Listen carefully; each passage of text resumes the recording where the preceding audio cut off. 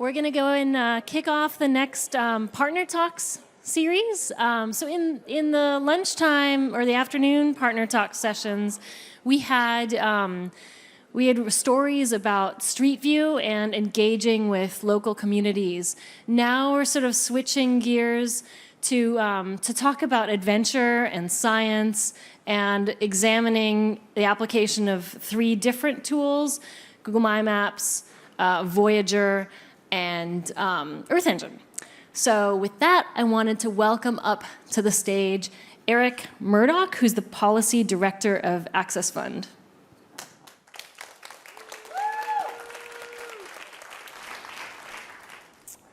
Any climbers in the audience? All right.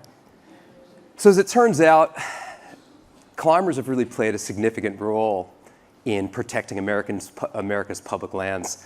Back in the early 1900s, John Muir was a prolific climber, and he used to write little stories about his climbing adventures and took out the President of the United States, and that really provided the impetus for the National Park System, which was passed into law in 1916.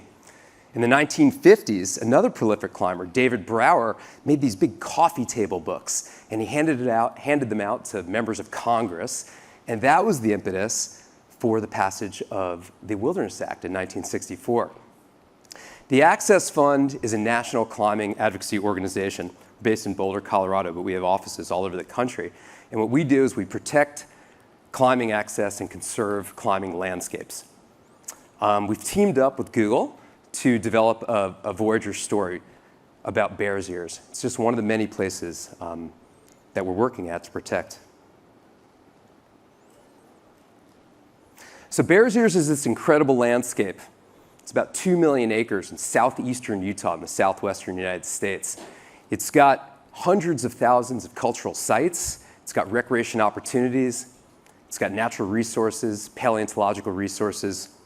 And it was designated as a national monument in 2016 by President Obama. And then later it was reduced, and we'll talk about that a little bit. The thing about Bears Ears National Monument is that although it has all of these interesting values, it also has mineral resources and a lot of potential for oil and gas development. So one of the challenges with this story was to present the information and maybe even refute false narratives that have been sort of swirling around in this country over the last several years. One of the ideas was to present conservation in southeastern Utah to show how long it took to protect this area. In fact, southeastern Utah has been sort of under conservation development, the evolution of conservation, for the past 100 years. And what we wanted to show was the relationship between industrial development and conservation in one data visualization. Now, we had a lot of different data sets, but what we decided to use as a proxy for industrial development is oil and gas wells. And in fact, we've got about 4,000 points, and we can show this data visualization and how we see the push and pull of conservation and oil and gas development. The oil and gas wells are these black spots, and as you can see, over the last 100 years, we've grown in our conservation areas. And as a reflex to the oil and gas development, we get these conservation areas. So this is not a new concept.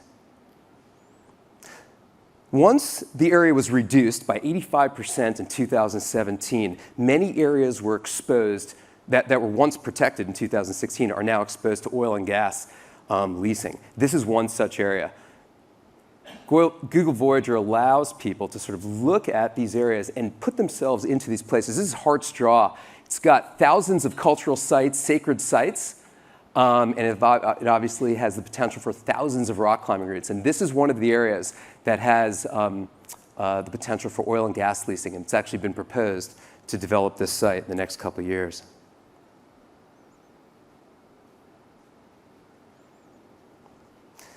I work on Capitol Hill a lot. When I talk to people, I don't just present points and lines on the map. We have to sort of talk to people about how they feel about these areas. And one of the ways that we do that is to sort of share stories. And Google Voyager is really interesting because it allows us to share images, video, language, data visualizations, and audio. And all of these different parallel modes of communication allow us to quickly understand the story or delve deeper into deeper levels of inquiry. So we did that, and I can press the audio, but I want you guys to sort of explore. We also did this with one of our Native American climbers. This is Len Nessifer. He's a Navajo climber, and this is the actual Bears Ears Buttes. This is what the Bears Ears National Monument was named after. It's actually the site to 5 different origin stories of Native American tribes. And let's listen to what Len has to say. Each time I come to Bears Ears, it's impossible for me not to be engulfed by the 13,000 years of human history that's here. With over 100,000 known archaeological sites in this area, today this place still plays a critical role in ceremonial and medicinal practices of the 5 tribes that call this place home. Growing up, I spent a lot of time here backpacking and collecting plants with my grandfather. And today, whether I'm climbing, adventuring, or collecting plants, I'm always aware of my duty to protect this place. What we wanted to do was sort of express different perspectives on Bears Ears and show how Native American values and recreation values and industrial development are all sort of intertwined, and allow the user, allow the world to sort of look at these facts and decide for themselves. So we finished the story with a map of Bears Ears. The outline is the original 1.35 million acres of Bears Ears, and then the green area is the reduced national monument. The National Monument now allows for vast areas to be leased for oil and gas wells, and it also allows for the diminishment of recreation experiences, as well as hundreds of thousands of cultural sites and sacred areas. So Access Fund has been working hard to protect this area, and we actually launched a lawsuit last year against the current administration. And we didn't want to sort of present that information. Thank you. We didn't want to present that information and tell people what to think, but this story has really helped us share with the world what's going on in Bears Ears, what is at stake, and how people can develop their own ideas on what to do with Bears Ears. So I encourage you to sort of view our Bears Ears story and explore a little bit deeper and listen to some of those audio, and hopefully you can sort of understand and make some decisions on your own about what will happen with Bears Ears National Monument. Thank you very much.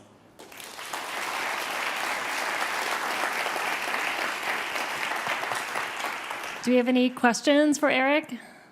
Great. So I'm just curious, the monument has been reduced, but nothing has happened yet because of the lawsuits just from your group and a bunch of other groups. So essentially, hopefully, Bears Ears is as it should have been. In other words, the final reduction is not law yet. So I just wanted confirmation of that. So the reduction was passed in a presidential proclamation, and there are things happening. So mining has already begun in some of the reduced sites. Uranium is not worth a lot right now, so there is some vanadium exploration going on right now, and also some oil and gas leasing. So there are some things that are already taking effect. And if the lawsuit is successful, which we hope, we will show and hopefully show into the future that the president does not have the authority to rescind a monument. This is sort of a battle between authoritarianism and democratic process. And we hope that only Congress has the ability to decide the shape of our public lands. Was there another question over here? Awesome. How can we help? How can you help? That's a great question. Well, I think the most important thing is knowing who your representative is and telling them that they need to sort of push and support, the reinstatement of Bears Ears National Monument. In addition, you can go visit these areas. That's the most important thing. I mean, Google Voyager is great, and we've introduced this area to millions of people probably through this, but go to the area, experience it for yourself, and spread the word. We really hope that, if this monument stays, if the reduction remains, all national monuments in the country are at risk. So there's a lot at stake. Hi, I think this is awesome work that you're doing there, but I have a really boring question. And it's, given that you know how to do the Voyager presentation now, how long would it take you to do it from scratch once you've got the materials? Is it an hour, a day, a week? That's a great question, actually. This was a really lengthy process for us. I worked with my friends at Google. It took us 5 months. of working on and off. That data visualization alone took a couple months, and it wasn't very user-friendly, and we had to bin all the data in 10-year increments. I also had to get the audio, so I had to trade some beer and T-shirts for sound studio and do things like that. So it really took a long time. I think some advice I would give to people who want to develop Voyager apps is to view as many Voyager stories as possible. I didn't really look at a lot of Voyager stories, so I didn't know it was possible. This exercise sort of helped me communicate this story, but I think if I had looked at a lot of Voyager apps and sort of planned a little bit more in advance, it would have taken less time. But this took several months to develop. Any other questions? Okay, great. Thanks a lot. Appreciate it. Thank you, Erik.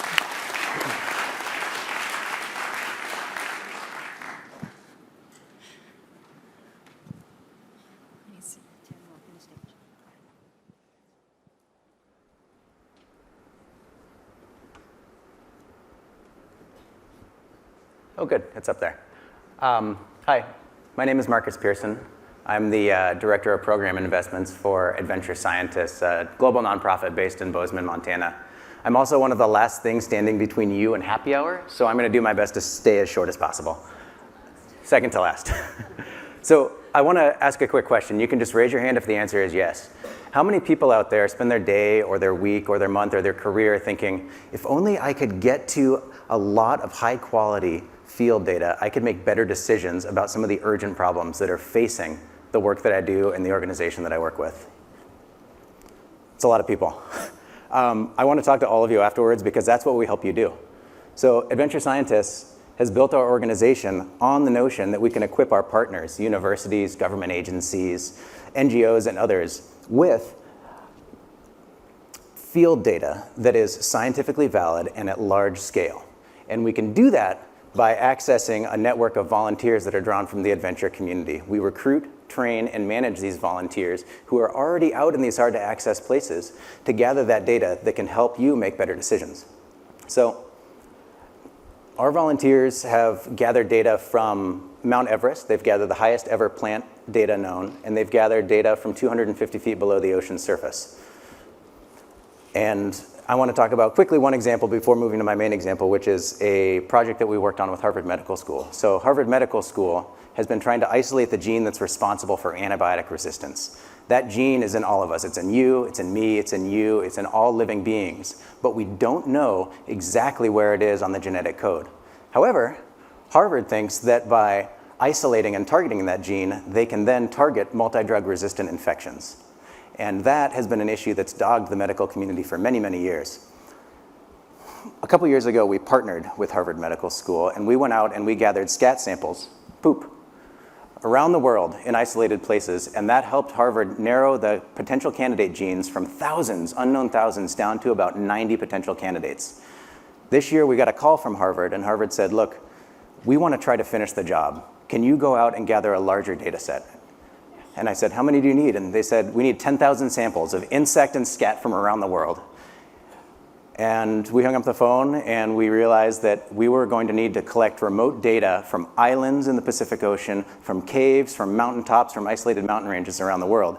But if we could do that, then we could say that we could help move the ball forward on something that's very important to the human health of the globe. In other words, the data is out there. Sometimes it's way, way out there. So we train and manage the people that can gather that data so that our partners can use it to make the world a better place. So what does this all have to do with Google Maps and Google Earth? So how does Adventure Scientists use these tools and others to help move our impact forward? Well, I want to talk today primarily about illegal timber harvest around the world. I think we can all agree that trees are beautiful both inside and out. But that beauty comes with a price. A lot of species are so beautiful that they are very tempting targets for poachers. Now, estimates are estimates, so nothing's perfect, but they estimate that up to 30% of all trees that are harvested are done so illegally. The UN and Interpol estimate as well that the illegal logging industry is somewhere between a $30 billion industry and a $100 billion industry annually. It's a long supply chain combined with a very difficult process of identifying trees that have been cut by law enforcement, making it very difficult for law enforcement to do its job. So one way to combat this trade can be found within the trees themselves. So leaves, like this leaf here, inside of that leaf is a genetic signature, and that genetic signature can help pinpoint the tree's place of origin. Tree cores as well hold similar data that can help do the same thing through chemical or isotopic analysis. In a partnership with the World Resources Institute, New Mexico State University, and DNA4 Technologies, we have developed a protocol and trained our volunteers to collect leaves and tree cores in the field to assemble this reference database of at-risk species. So this database, when it's complete, is going to help us improve accountability in the global timber supply chain. It's going to reduce the incentive for illegal timber harvest, and it will help protect forest resources and forest-dependent communities. The first species that we're talking about is big leaf maple. Yeah, that's a big leaf maple leaf right there. Big leaf maple grows in pockets from San Diego all the way up through Vancouver Island. And it came to prominence in the early 2000s when Carlos Santana totally nailed it at a guitar solo during the Grammys. And he was playing that guitar solo on a big leaf maple guitar that was made specially for him. Musicians took notice and poachers took notice. And over the next couple years, law enforcement agents in the Pacific Northwest started seeing more and more illegally harvested big leaf maple. So to help our partners address this issue, we're training our volunteers to get out into the field to collect data. Our volunteers collect research-grade data, as you can see here, the old-fashioned way, just like it's been done for hundreds of years. But we use some very modern adaptations. For instance, Google Maps. Now, as I said, the range of big leaf maple goes from San Diego all the way up to Vancouver Island. But Google Maps can help us break up that huge range into manageable zones so that we can send our volunteers into those areas. Here you can see it throughout California. And just above that red zone, somewhere between 53 and 49, is the zone that I want to talk about today. So that's zone 51. Our volunteer, Ian Mahaffey, was tasked with taking samples out of this zone, and this zone includes some of the most beautiful landscaping in the United States, including Yosemite National Park. If you zoom in a little bit, though, you can see some of the challenges that Ian faced. But he used maps to be able to combine info on his zone, as well as potential timber sampling sites, as well as the range of the Ferguson fire that raged through that area this summer. Zooming in even further, and this is a good time to step back, big leaf maple only grows in specific areas, in river valleys. So it doesn't just grow everywhere. But Ian was able to take data to identify where trees might be, and he was able to identify the extent of the Ferguson fire to say where he could go, where would be too dangerous to go, and then he created an alternate route, a safe route, and those were all the little blue dots there. He downloaded that data onto a map on his phone and went into the field and then realized that the extent of the damage and the danger was clear. This is a photo from the fire zone. So he used a smartphone and a suite of apps, including Google Earth. He, like each of our volunteers, then was able to navigate directly to his target, snap a photo, and upload data directly using our app. We didn't use a Google app, I have to admit, but after this week of going through Open Data Kit and Google Ground, I'm pretty sure that's something that we want to be using from here on out. Google didn't tell me to say that, but they might as well have, because this is amazing stuff. So anyway, even that high-tech data, it requires getting out in the field. It requires getting dirty. It requires the blood, sweat, and tears of actually going out and gathering the data in the first place. But we couldn't do it without the technology. So just to recap really quickly, our volunteers use old-fashioned data gathering tools plus new things like Google Maps and Google Earth to gather leaf and tree core samples. Those leaf and tree core samples are sent to our partners who extract the relevant data. That data is put into a database, and that database is used by law enforcement in order to track and target illegal timber shipments around the world. And that is one of the best ways that we can take unethical timber companies and illegal poachers to task, because they can't hide anymore. So this work is hard, but it's not impossible. And it's not impossible because of our volunteers like Ian here and the technology that we can use with Google Maps and Google Earth and other things that we've been workshopping this week. So I ran a little bit over, but I have probably a couple minutes for questions, and I'd be happy to chat now or afterwards. I have a question. Can anybody go on these? Anybody trips? can go on these trips. That's awesome. What we do is we train you so that you can gather the data accurately. Okay. Anyone else have questions for Marcus? Everybody's been wowed. Lulled you into a stupor. Cool, great. Thank you very much, Marcus. Thank you. Thank you. And now I want to welcome up Annie Taylor from Peninsula Open Space Trust, a local open space trust organization to this area.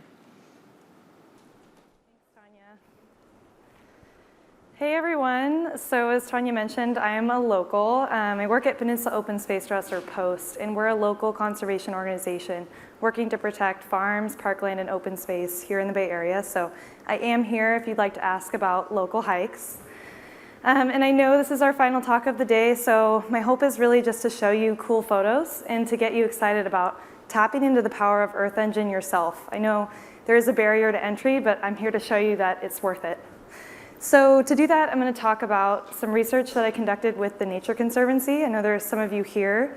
And this was out on Santa Cruz Island, which is shown behind me. Super beautiful location. It's also ecologically fascinating. So it's home to one of the largest remaining stands of an extremely rare coastal pine. Excuse me. And as you can see in this map, the bishop pine is found in only a few places globally. And this is its really last stand on this earth. And following the removal of livestock on the island in the 80s, this pine was flourishing. The forest grew, and the island species that depended on it were flourishing as well. Then came 5 long years of excruciating drought in California. This hit around 2012 and extended in some places even until today. I know we had some rain this morning, which is great.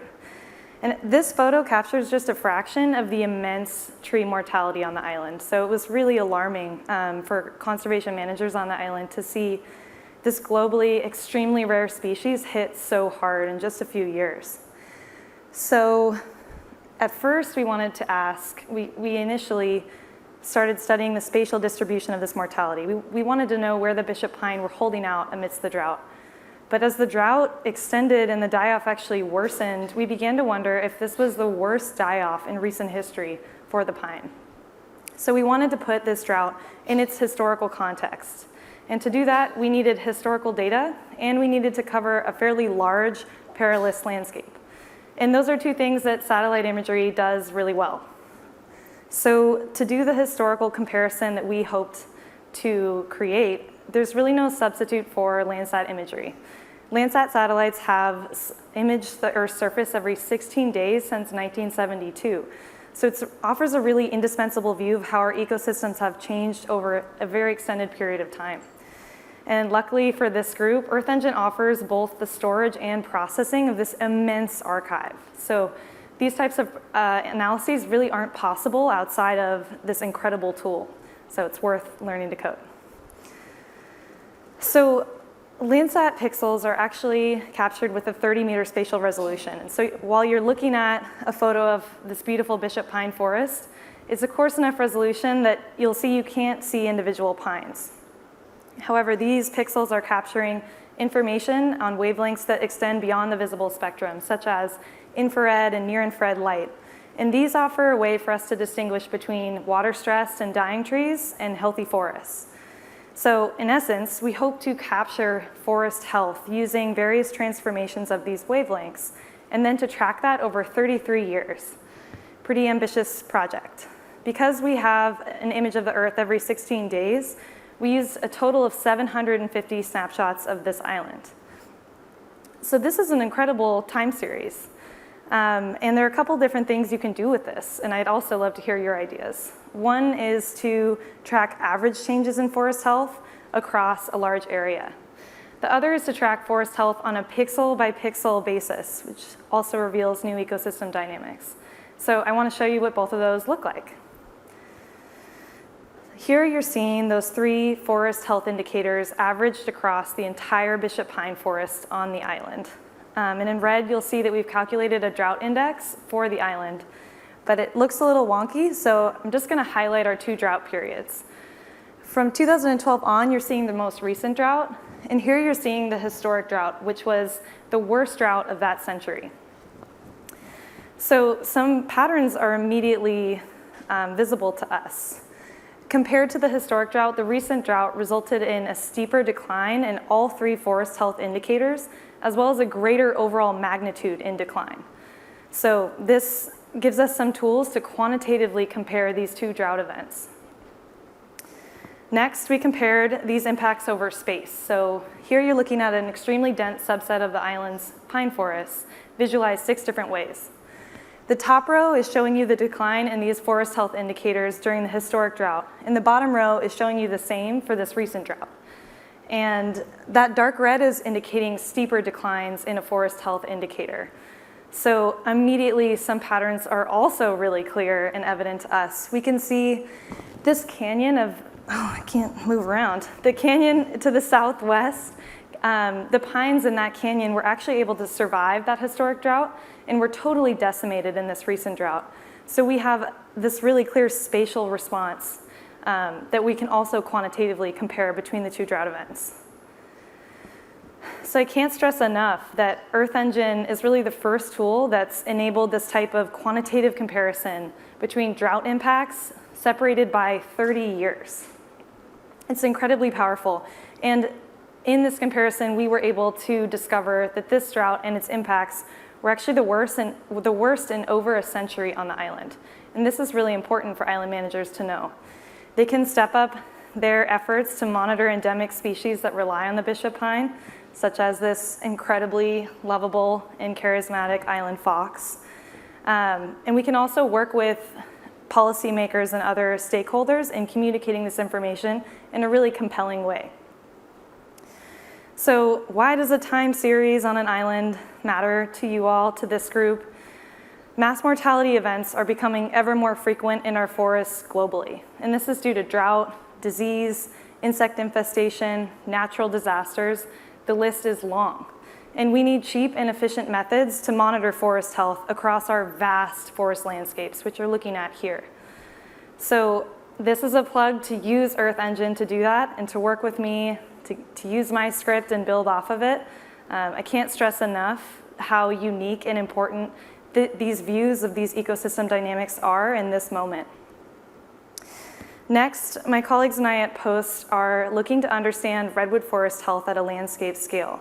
And particularly, we want to understand how past harvest activities have affected the redwood's ability to respond to this most recent drought. So with that, I'd love to hear your ideas for using this tool, hear your questions, and thank you guys for listening.